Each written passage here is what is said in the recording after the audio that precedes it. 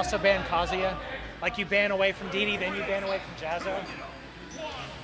All right, getting started here in game one. Ken versus Game & Watch.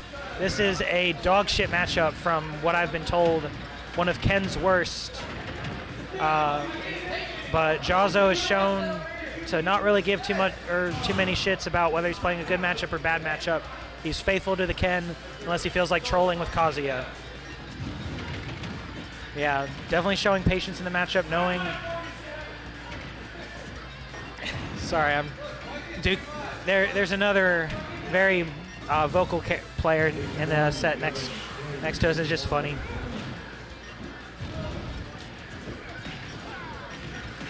Yeah, so Jahzz0, a little bit of a percent deficit here, and Ddee already showed at MomoCon he doesn't mind to play for time. So might end up getting something similar here, but right now though, Ddee's just not letting Jahzz0 land and just keeping him under pressure, whether he's on the platform or trying to fall through the air. And down smash not going to be the sweet spot, not going to get the berry. We're going to trade with down air and going for maybe like trying to get a rage kill with the up B, but not quite connecting when Ddee's on the platform there. But this is max rage Ken. Any kind of conversion into Shoryu is going to kill Game & Watch here. But need to see if he's able to get back to stage. Going to trade with some of the chef and make it through the forward air, but the nair going to break focus. And Ddee killing with Game & Watch up B. Yeah, so no more rage on Ken, but Game & Watch still light. Another Shoryu confirmed. Could be enough to do it here. Just needs to find that opening because yeah, landing nair. I think I've heard them say like there's enough lag on that to punish, but not with how fast that up B came out. I don't believe him. And then Game & Watch crouching under Ken aerials just makes this even harder. Sorry, folks. Need a little more water.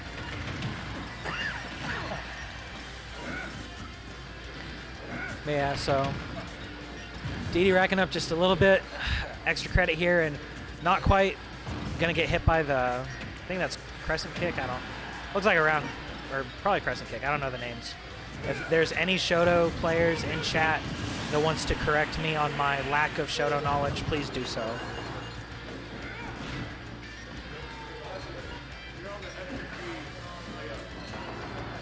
Is this the wrong one?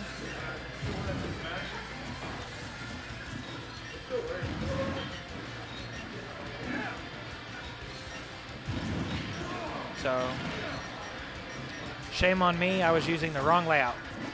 Not that that really matters in this case. We can still see Jahzz0 just trying to get in on Ddee, but gonna space that down smash perfectly.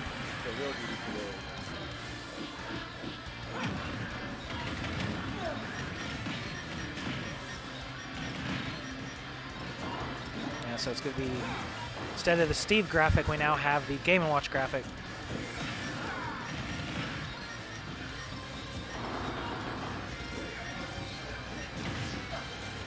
I mean, Silver, I'm not taking sides in here, but there's literal Georgia players that like know Griffin that say his fans, like he has some obnoxious fans. Like you can be a good fan or you can be different.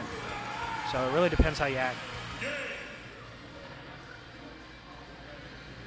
Either way, another down smash taking Jahzz0's last stock here. So game one going the way of Ddee.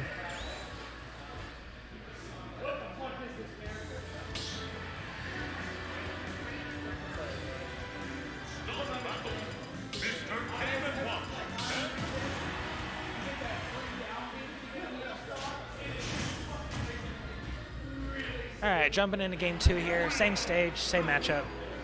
I know Ddee traditionally, when he's talked about why he liked playing Steve before, it was like, doesn't have to interact with Ken specifically.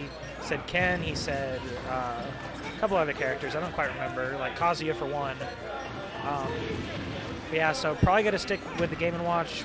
I don't think we'll see the PT in this set because he was just talking about playing this character. Steve does get banned and already putting a lot of pressure on and maybe getting the successful Gimp. I don't know if, yeah, Jahzz0 doesn't have a jump here.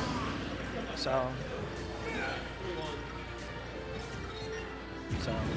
very dangerous character here that we now find Ddee playing. Not to mention, according to Ddee, he is incredibly easy. So might see more Game & Watches pop up in the state as a result, and that is cursed. Rather see the PT. But either way, Ddee still playing this set out pretty well so far, just maintaining his lead, just playing really smart, knowing that even Jahzz0, traditionally a very defensive player, so Ddee knowing while I have this lead, I don't have to approach Ken. Maybe looking for any kind of opening he can find, but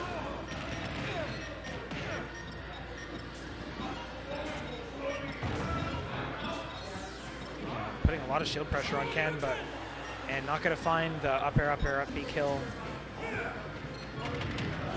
But Ddee just waiting out Jahzz0's ledge pressure.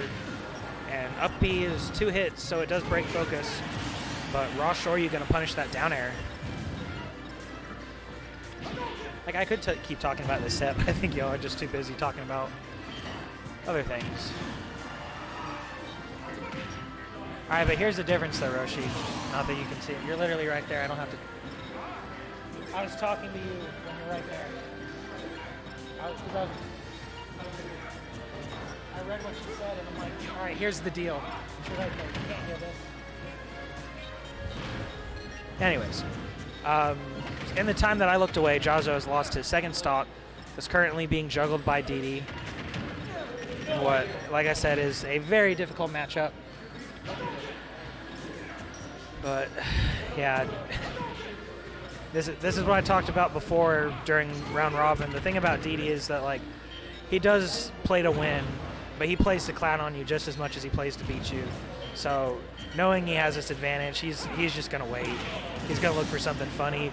Jahzz0 punishing the spamming of the down smash. He said, if you're gonna farm a clip on me, give me one too. Kind of a taunt to get bodied moment without an actual taunt being used. Yeah, Game & Watch playing real slow right here. So Jahzz0 actually able to find an opening on the stock. Quick 26%, which he's able to avoid any like early kill setups from Game & Watch. It's actually due to Ken with Rage and how early Game & Watch can die. He only really needs 1 or 2 more good conversions. He might find something, but Ddee seems to know that he doesn't really have to do anything here. He can just throw out these up smashes that are incredibly safe on shield, or throw out these down smashes that can kind of just outspace Ken's approaches. But this is a dangerous situation. Not quite going to kill at 43 yet, but this is still Ken with Rage. Ddee at ledge.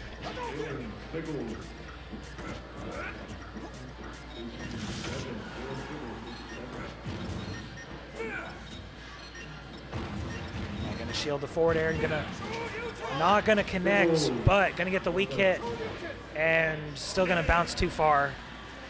So that was really could have been the start of a beautiful comeback, but spacing just a little bit off, maybe too much rage.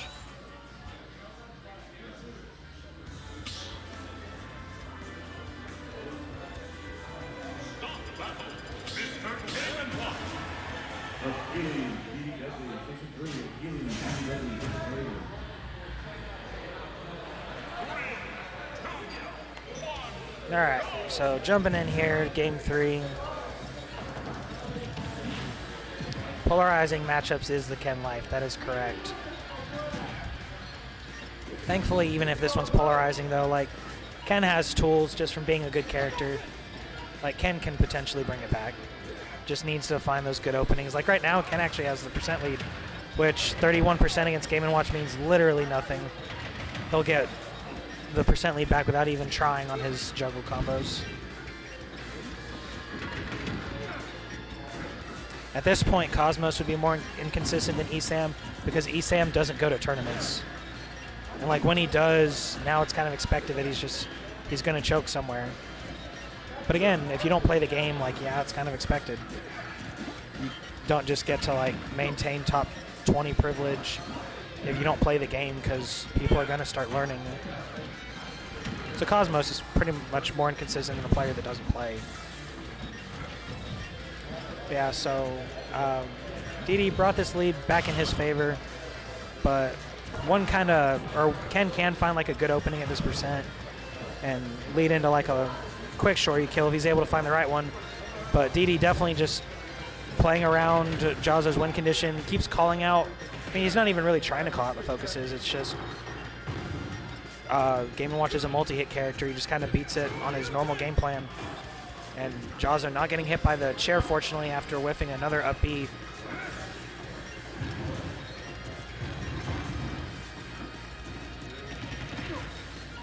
But he is able to get back on the wall platform.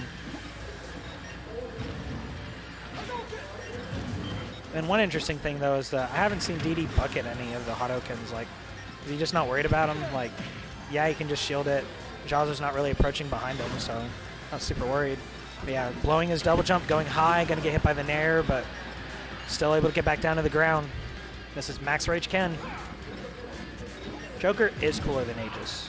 I don't blame him for going through a Joker phase, because like at least if you're going to go through a phase, dropping a top tier that's top 3 in the game, at least he's picking up just another top 3 character. And Ddee would have been a beautiful 9 if it literally just happened on accident from falling out of the down tilts. But instead, it's looking like, even with this percent deficit, this is an even game. Jahzz was able to find an opening.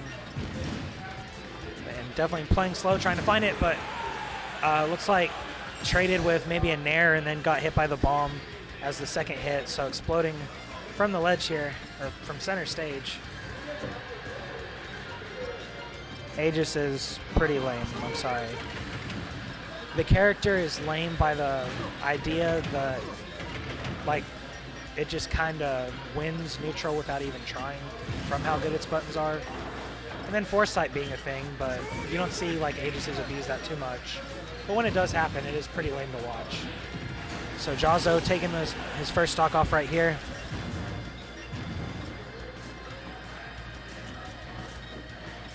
Yeah, it's a very mashy character, but mashing with that character works. And they're really not overrated. Like, but I'm not gonna intervene in that argument. Y'all seem to have this one a lot, as I saw Thursday. Nah, it's not gonna go to time. Oh wait, there's still 2 stocks. It might fucking go to time. But this is game 3. Like, you can't blame Jahzz0 trying to slow things down and gonna fall into the down smash. So stock lead going back to Ddee here.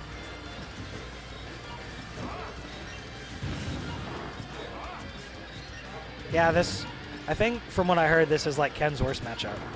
Because I used to say it was Falco because I played Falco in the matchup. It's like, wow, everything just kind of beats what Ken wants to do. But then somebody said Game & Watch, and it's like, yeah.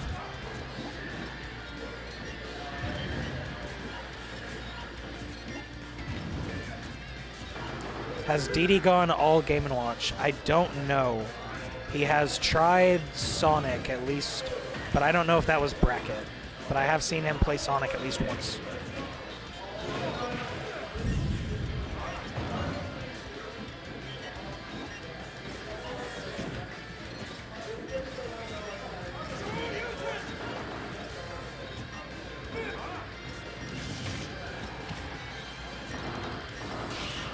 Jahzz0 getting pressured here on the platform. I just feel like landing on the platform is not good in this matchup. And is chair gonna be enough? Not quite, but yeah, jumping over the edge guard, but that Game & Watch up B is